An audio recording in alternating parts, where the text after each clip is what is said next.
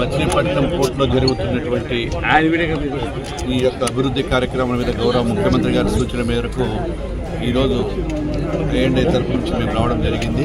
అప్పుడు జరుగుతున్నటువంటి పనులు చాలా నిదానంగా జరుగుతున్నాయి. అనుకున్న టయానికి ఈ యొక్క పోర్టును మచిలీపట్నం పోర్టును ఈ మచిలీపట్నం చుట్టుపక్కల ఉన్న ప్రాంతాల చిరకాల కాంక్ష అయినటువంటి ఈ యొక్క పోర్టును త్వరలో కంప్లీట్ చేసి వారికి అంకితం చేయాలనే ఉద్దేశంతో గౌరవ ముఖ్యమంత్రి గారు పంపించడం జరిగింది. ఇది ల్యాండ్ లార్డ్ మోడల్ కింద దాదాపుగా 5,155 కోట్ల రూపాయలతో మొదలు పెట్టడం జరిగింది. అదేవిధంగా మచిలీపట్నం యొక్క పోర్టును 3,000 ఇప్పుడు మెగా ఇంజనీరింగ్ కన్స్ట్రక్షన్ వారు 3,668 కోట్ల రూపాయలతో మొదలు పెట్టడం జరిగింది. కాంట్రాక్టుకు అప్పచెప్పిన తర్వాత పని చేయడానికి కేవలం 30 మంత్స్ మాత్రమే ఉన్నది. వాటిని కూడా 20th అక్టోబర్ 25కి చేయాల్సిన బాధ్యత ఉంది వారికి.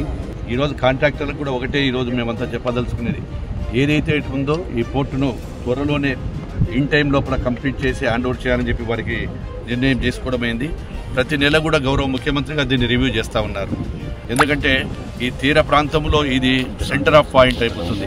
అమరావతికి gateway of Machilipatnam port gateway ఆఫ్గా నిలబడాలనేటువంటి ఉద్దేశంతో ఇందాకే దాని గురించి ఇంకా చేయవలసినవి ఏమున్నాయి, పోర్టులకు ఎక్కడికి పోవాలన్నా అందులో అమరావతికి అతి దగ్గర ప్రాంతం. అటు ఇందాకే మేము మాట్లాడుకుంటే చెప్పాము, చెన్నైకి పోర్టు ఉంది అమరావతి రాజధానికి, మిగతా చోట్ల కూడా బాంబేలో ఉన్నాయి, అన్ని చోట్ల ఉన్నాయి. మా అమరావతికి కూడా పోర్టు కావాలంటే అతి సమీపంలో ఉండే పోర్టు ఇదే మనకు. అంటే భవిష్యత్తులో ఈ పోర్టుకు ఉండేటువంటి అవకాశాలు మంచి అవకాశాలు ఎక్కడ కూడా లేవు.